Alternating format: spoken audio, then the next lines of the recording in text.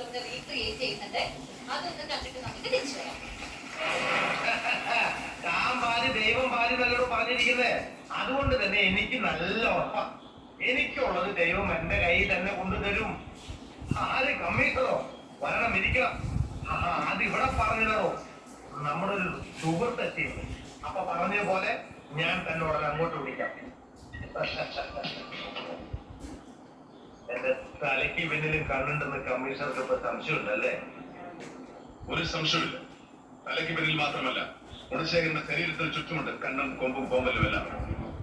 പക്ഷേ മനുഷ്യന്റെ ശവം തിന്നുന്ന ഗുണശേഖരന്റെ ചീഞ്ഞെറിഞ്ഞ കണ്ണുകൾ ഞാനിപ്പോഴാണ് കാണുന്നത്.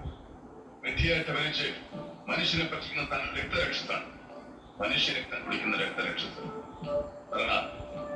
ആറ്റുവാനുടെയും കുടുംബത്തെ നീ വെട്ടിയെറിഞ്ഞ എന്തിനാണ്? പിഞ്ചു കുഞ്ഞുങ്ങളെ പോലും കുത്തുനിർക്കി നീ സംസ്ഥാന താന്തവുമായിട്ട് എന്തിനാണ്? പവിത്രമായ ഗാന്ധി സേവാ ഫലത്തിനോട് പ്രമാണിച്ചു പറയുന്ന ഇന്ന് ഗാന്ധി ജയന്തി ഭാഗ്യം. ആ മഹാത്മാവിനെ ഓർത്ത് ഞാൻ ക്ഷമിക്കാം. എന്നെ പോലെയുള്ളവർ ഭരിക്കുന്ന ഈ നാടിന്റെ രാഷ്ട്രപിതാവാകേണ്ടി വന്ന മഹാനെ ഓർത്ത് ഞാൻ ദുഃഖിക്കുകയാണ്.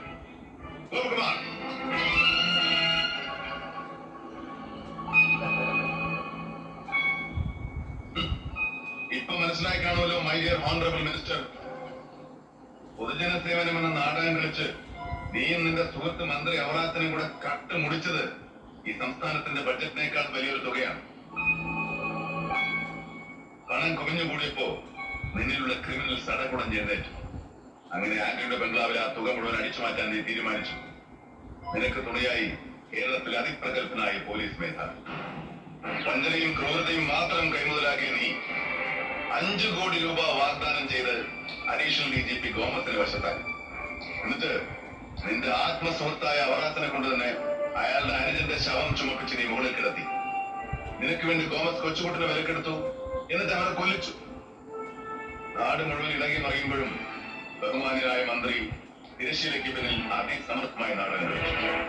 ഒടുവിൽ കള്ളി വിളിച്ചെത്താമെന്നറിഞ്ഞപ്പോ നിന്റെ എച്ചിൽ നിന്ന് വളർന്ന ഈ പോലീസ് നായയെ കൊണ്ട് തന്നെ ഈ ഗോമസിനെ കൊല്ലിച്ചു.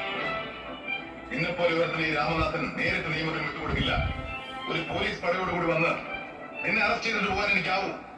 പക്ഷേ തൊട്ടുപുറകെ ഈ രാജ്യത്തെ മുന്തിയ ഭരണാധികാരികളും പോലീസ് മേധാവികളും കോടികളുള്ള നിന്നെ രക്ഷിക്കാൻ എത്തുമെന്ന് എനിക്കറിയാം. നീ രാക്ഷസനും രാമനും മനുഷ്യനും ഒക്കെ കൂടി ചേർന്ന് കളിക്ക്.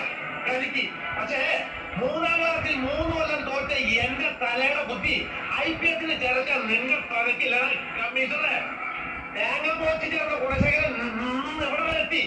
MLA ആയി, മന്ത്രിയായി, കോടീശ്വരനായി. എക്കന്റെ വാശിയായിരുന്നു, പകയായിരുന്നു. പണം മാത്രമാണ് ടീച്ചറ്. അതിനുവേണ്ടി ഞാൻ എന്ത് ചെയ്യും? ആരും കൊല്ലും. ഉള്ളിൽ ചെയ്യാൻ പറ്റണ കാണോ നിനക്ക് ഗുണശേഖരന്റെ ബുദ്ധി?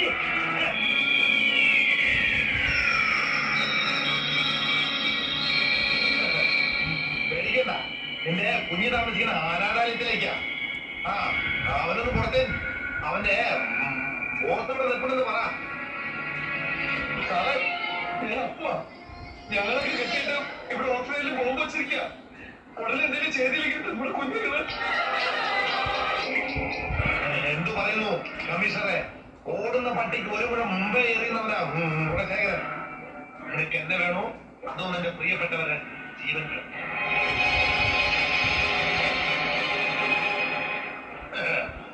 10 മിനിറ്റിനകം ബോംബ് പൊട്ടും. നിന്റെ ഓർഫനേജ് ചാരമാകും. അതിനുള്ളിൽ നിന്റെ ജീവനായ അമ്മുകളും നീ ഓമരിക്കുന്ന പിഞ്ചു കുഞ്ഞുങ്ങളും പിന്നെ തറവരും ബന്ധമരിക്കും. അത് സഹിക്കാൻ കഴിയുമോ നിനക്ക്? എനിക്കറിയാം. ഞാൻ നിന്നെ സഹായിക്കാം. എന്നെ രക്ഷപ്പെടാനായി. പകരം നീ സ്നേഹിക്കുന്നവരുടെ ജീവൻ മാത്രമല്ല, ഈ ആവശ്യപ്പെടുന്ന കോടികളും കൂടെ ശേഖരം തരും. എന്തു പറയുന്നു?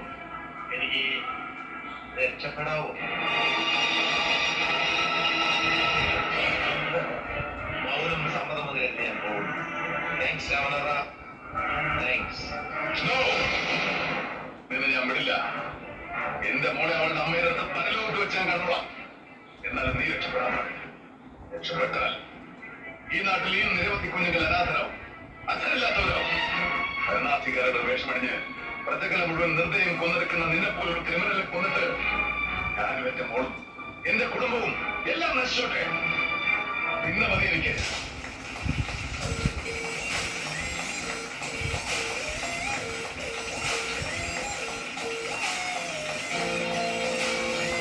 ഇത്രയും സീരിയസ് ആയ ഈ ഒരു സിനിമയിലെ രാക്ഷസ രാജാവ് എന്ന സിനിമയിലെ വളരെ സീരിയസ് ആയിട്ടുള്ള ഈ ഒരു രംഗം ഈ 2-3 വയസ്സ് പോലും ആവാതെ ഈ പിഞ്ചു കുഞ്ഞുങ്ങളോട് ചെയ്തപ്പോ എന്റെ കണ്ണ് നിറഞ്ഞുപോയി. 2-3 വയസ്സാണ്.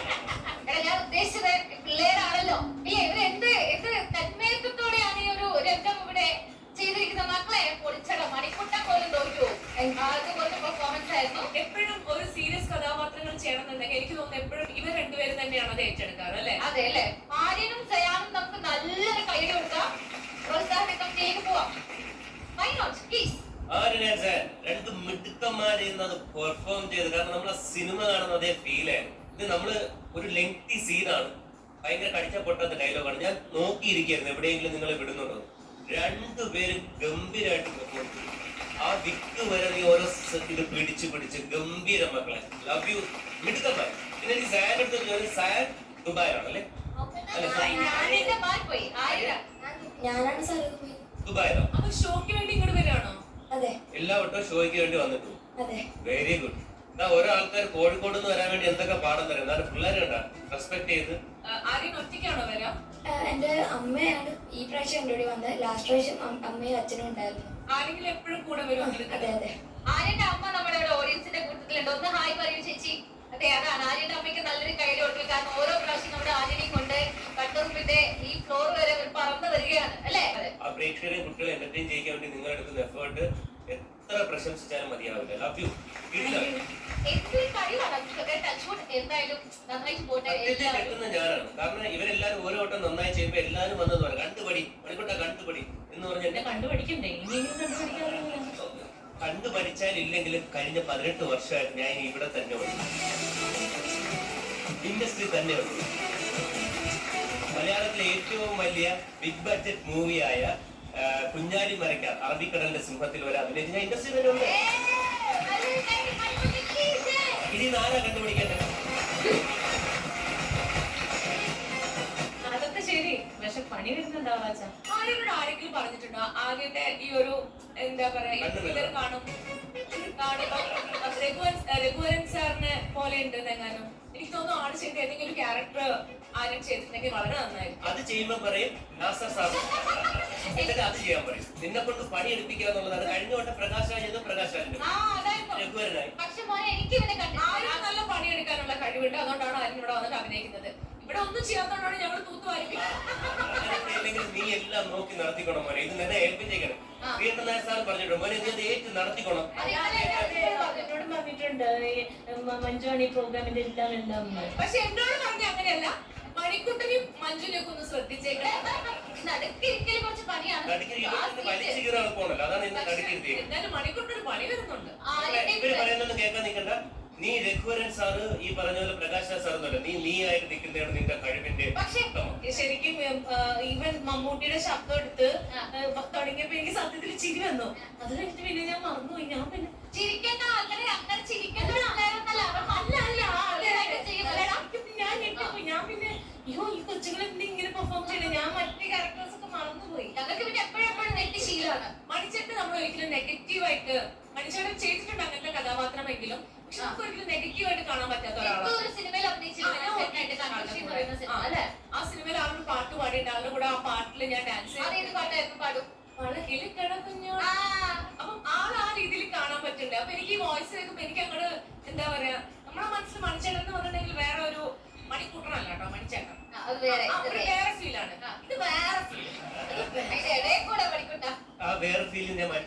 ഓർമ്മകൾക്ക് മുന്നില് പ്രണമിച്ചുകൊണ്ട് നമുക്ക് മക്കളെ പെർഫോമൻസ് നല്ലതായിരുന്നു. നിങ്ങളുടെയൊക്കെ ഒരു എന്താ പറയാ ദേഹ